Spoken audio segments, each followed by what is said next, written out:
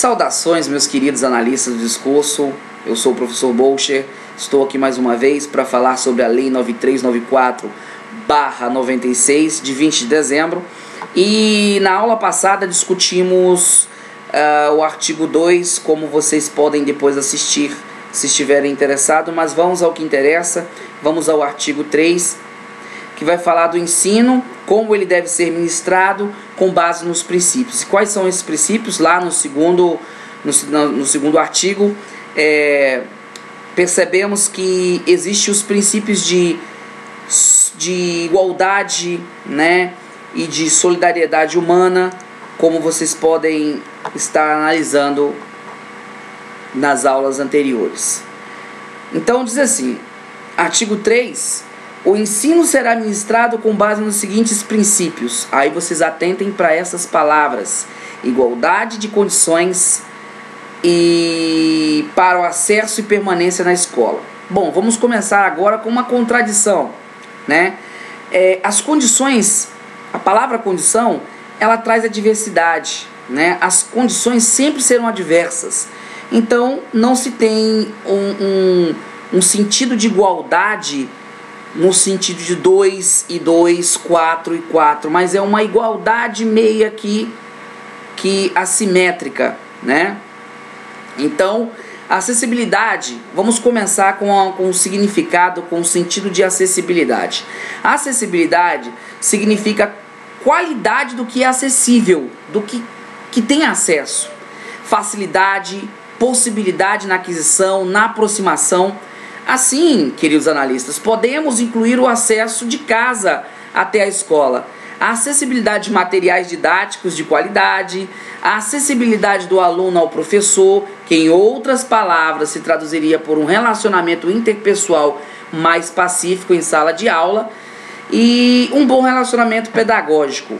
A permanência está intimamente conectada ao bom funcionamento dos mecanismos lógicos, vocês sabem disso, de acessibilidade, mas a boa qualidade do relacionamento e convivência interna, seja como um fator humano, que vocês vão perceber, né? Professor, aluno, gestores, seja como fator ambiental, merenda escolar, ensino de qualidade, métodos que respeitam a diversidade cognitiva na sala de aula, né? Então a gente percebe aí que o sentido igualdade pode ser um pouco contraditório, né, com a questão das condições, porque pode ser adversa.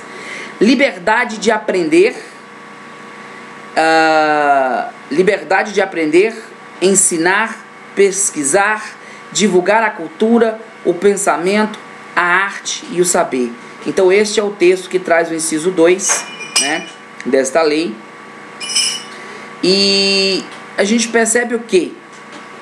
O aluno tem liberdade de aprender? Tem liberdade, que subentende o sentido de dever. Ele tem o dever de aprender. E ensinar? Nem sempre ou quase nunca vemos escolas abertas para essa prática de ensinar, né? Os conteúdos são pré-estabelecidos pelos órgãos superiores ou delegacias de ensino. Então, dessa forma, ensinar fica subentendido aí, mas como aprender, né? Também é imposta aos professores uma postura delimitada, que neste caso inibe o educando a ter a liberdade para se expressar, para ensinar com o seu conhecimento de mundo, que a gente sabe todos nós temos, sem contar os mecanismos arcaicos, né?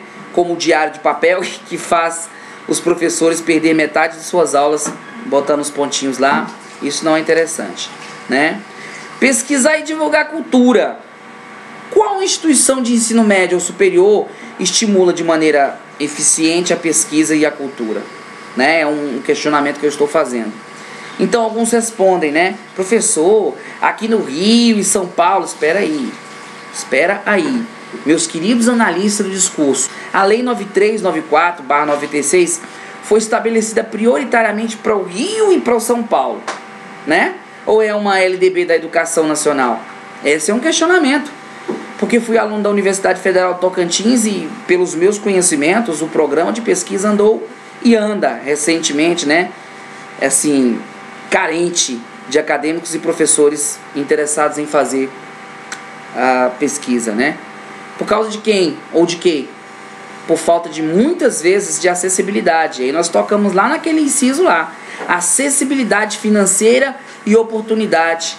Pela falta de liberdade de pensamento, porque em muitos casos as ideias dos acadêmicos não são deferidas, né? Às vezes aceitas pela banca, não são aceitas. Por quê? Porque o orientador que às vezes acha que o seu projeto inviável, ele é inviável por ser complexo ou até extenso. Quanto à divulgação da cultura, tá, ao longo dos anos, a conjuntura histórica embasa positivamente o texto da lei. Nós não temos nada que reclamar sobre isso. As universidades, pelo menos a maioria, né, já tem uma cultura de respeito às manifestações artísticas, isso é importante. Agora, qual arte ensinada nas escolas? A arte também é uma dicotomia, ou seja, uma divisão lógica do conceito de arte em dois outros conceitos. Em geral, contrários, né? Então a dicotomia é isso aí. Assim como vimos no artigo 2º desta lei sobre a divisão do trabalho e a noção do domínio hegemônico. A arte do ensino público é diferente da arte do ensino privado. O foco pedagógico e didático também é diferente. Mas o bom analista do discurso não fica nas afirmações sem fundamentos, sem embasamentos, tá? Então ele tem obrigação de utilizar os mecanismos que provém e que provem, né? Que provém e provem suas afirmações. Neste caso, os mecanismos de análise sócio-histórico, como contexto histórico, quando se trata de uma conjuntura histórica, é claro, né? Lá, por exemplo, vamos supor, lá naquele texto da web da Agência Universitária de Notícias, né, da USP, que diz assim: para o professor e o gravurista Everton Jardim, um abraço para você, Everton, a arte se relaciona não só com o conhecimento de história e de arte, mas com a arte em si e com a educação poética visual. Então essas foram as palavras do professor digníssimo Everton. E a escola de arte só pode ensinar a técnica, né? Todos nós sabemos. Não a sentir ou a se expressar de maneira artística. Então, para o professor Everton, no processo de formação do artista, o conhecimento da técnica é necessário para dar vazão, né, à vocação, mas não mais essencial do que o sentimento, né? A gente sabe, o sentimento deste em querer externalizar sua concepção de mundo, seu conhecimento sensível, né? Pois o artista, a gente sabe disso, age no plano das representações de uma linguagem singular, né? Vamos colocar aí linguagem singular, adquirida ao longo da vida por meio da qual busca se posicionar no mundo, né? Então, vocês se lembram daquele ditado popular que diz que saco vazio não para em pé e quase sempre o meio determina o sem? Então, vocês acham que um aluno que sai da sua casa sem tomar café e quando chega à escola só fica esperando o horário da merenda para satisfazer-se, né? Tem condições psicológicas para o estímulo da arte? Isso também é um questionamento que também nem precisa responder, né? E o saber, né? E o saber consiste em ter acesso também ao conhecimento e à informação de qualidade. Liberdade de saber é liberdade de poder agir de acordo com o que o seu conhecimento permite. E através desses saberes, ter também a liberdade de modificar a sua realidade, né? No inciso 3, pluralismo de ideias, de concepções pedagógicas, né? O parágrafo 3 nos traz a base da responsabilidade que o educador, como respeito às liberdades mencionadas acima, pois através, né, do respeito ao pluralismo de ideias e de concepções pedagógicas, conseguimos a liberdade de aprender, ensinar, pesquisar e divulgar a cultura, a arte e o saber. Então, esse ficou bem tranquilo, esse inciso 3. E quanto ao inciso 4, respeito à liberdade e apreço à tolerância. Percebemos aqui uma polifonia entre parágrafos. Respeito às liberdades e à tolerância está coadunado ao respeito à liberdade de aprender, ensinar, pesquisar, etc. O inciso 5, coexistência de instituições públicas e privadas de ensino. Segundo o dicionário eletrônico informal, a palavra coexistir significa existir paralelamente, conviver, concorrer de forma paralela e isso causa um efeito de sentido de homogeneidade, né? Você vê aí empresas de esferas diferentes, fatores sociais, culturais, financeiros diferentes, né? Amparadas e dinamizadas pela mesma lei para criar a igualdade de condições ao acesso e permanência na escola.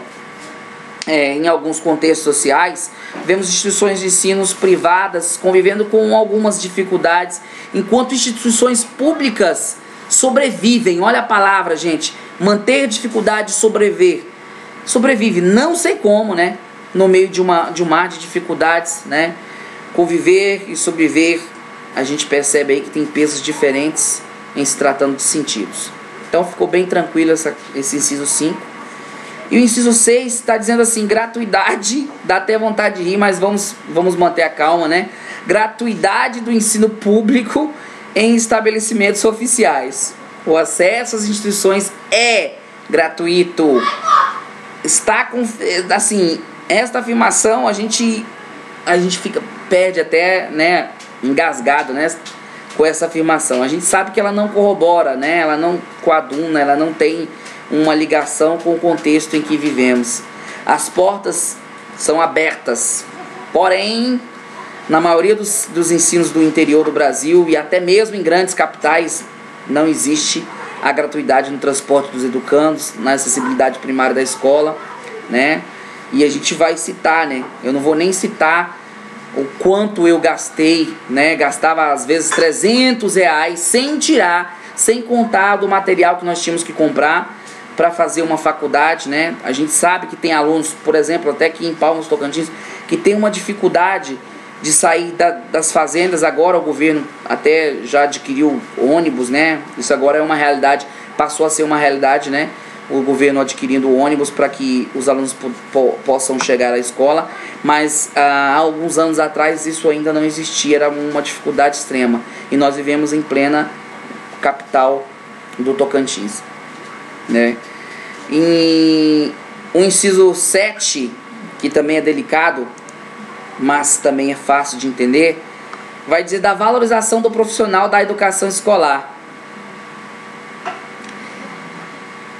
Esse eu me recuso a fazer esforço em analisar, até porque as greves, né, que ocorreram recentemente no país já demonstraram por si só a satisfação dos profissionais da educação, a grande satisfação de ser educador, né? Não, vamos pular esse inciso 7 que todo mundo sabe, qualquer criança sabe que o professor ele não é bem pago, ele não é bem valorizado no nosso país, porque educação no nosso país não é prioridade. E vamos ao inciso 8, que de gestão democrática. Olha, eu amo analisar esse inciso. Gestão democrática do ensino público, na forma desta lei e da legislação dos sistemas de ensino. Democracia, governo do povo, em que o povo decide a direção ou as mudanças de sua realidade. Tá lá, vocês sabem disso, né? Gestão democrática escolar, administração compartilhada. A gente dizia que gestão democrática escolar é administração compartilhada. Família, Estado, escola, comunidade, professor, aluno, né? Analisem bem. Família, Estado, compartilhamento. Escola, comunidade, compartilhamento. Professor, alunos, compartilhamento. Qual é a forma democrática desta lei? No artigo 1 e 2, vocês puderam perceber, meus analistas do discurso, que ao utilizarmos os pressupostos teóricos para analisarmos os dois artigos iniciais, constatamos que o Estado disciplina, controla a educação escolar, que se desenvolve predominantemente por meio do ensino, que é pedagogia de domínio hegemônico, e instituições próprias, que é o local de controle de dominação. A educação, deverá, ordem expressamente visível pelo verbo dever, vincular-se, unir-se, fixar-se, se amarrar ao mundo do trabalho e à prática social. Aí a gente percebe cidadania, que nesse caso é direitos e deveres. Já no segundo parágrafo, depois do panelaço da minha esposa, percebemos mais uma vez que as expressões gestão democrática do parágrafo 8 do artigo 3 é contraditória ao que o artigo 2, panelaço de novo da minha esposa, prega. A educação deve ser da família e do Estado, inspiradas nos princípios de liberdade e nos ideais de solidariedade humana, tem por finalidade o pleno desenvolvimento do educando, seu preparo para o exercício da cidadania e sua qualificação para o trabalho. Ora, se é limitado às liberdades com o ensino apenas voltado à disciplina, o educando a fazer suas obrigações como cidadão e lutar durante e duramente para que seus direitos sejam respeitados, a ser também limitado e alienado quanto à qualificação e direcionamento de suas aprendizagens laboral, então não temos uma gestão democrática, inspiradas nos ideais de liberdade e de solidariedade humana. Então, ficou bem claro esse inciso aí, o inciso 8. E o inciso 9 é muito tranquilo, ele vai dizer garantia de padrão de qualidade. Garantia de padrão de qualidade aqui é garantia que os ideais pesados e pensados pelas esferas superiores para a dominação hegemônica sem executadas, para que sejam executadas na verdade. O 10 também é tranquilo, valorização de experiência extraescolar. Nós temos aqui o que? Em nível superficial, seria a valorização do direito do educando de expressar suas experiências de vida em sala de aula. É isso que eles querem que nós entendamos.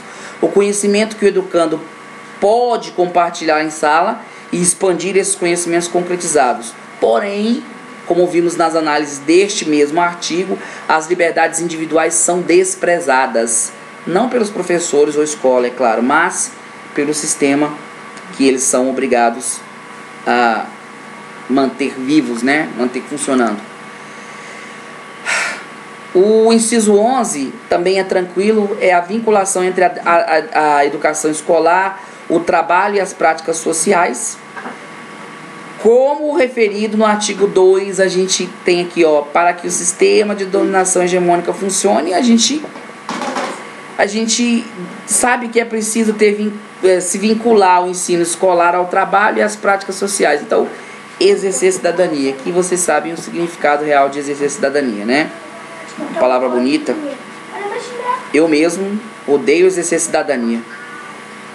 Consideração, a cidadania que realmente é pregada aqui como cidadania, Mas direitos e deveres somente, direitos e deveres, se realmente pesasse direitos e deveres, se eles fossem simétricos, não assimétrico, direito e dever, aí sim seria interessante exercer cidadania.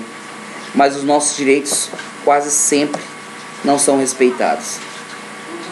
No inciso 12, considerações com a diversidade étnico-racial. Bem, meus queridos analistas do discurso, todos nós sabemos que existem advogados, juízes, mecânicos, até mesmo professores racistas. Em geral, existe uma porcentagem considerável de pessoas que, de alguma forma, são preconceituosas, seja ela o preconceito financeiro, porque é o maior dos preconceitos. Acredito eu que o preconceito financeiro é o que gera todos os outros preconceitos. Porque se você é um negão, por exemplo, forte, bonito, igual eu aqui, e não tem dinheiro, você com certeza vai ser barrado em alguns lugares, vai ser desprezado por alguns lugares. Agora imagina eu, um negão bonito, com uma Deca e com um carro do ano aí, não, carro popular não, importado, com muito dinheiro na conta bancária, vários cartões de créditos, 2 gatonas do lado, a minha esposa e minha filha, é claro,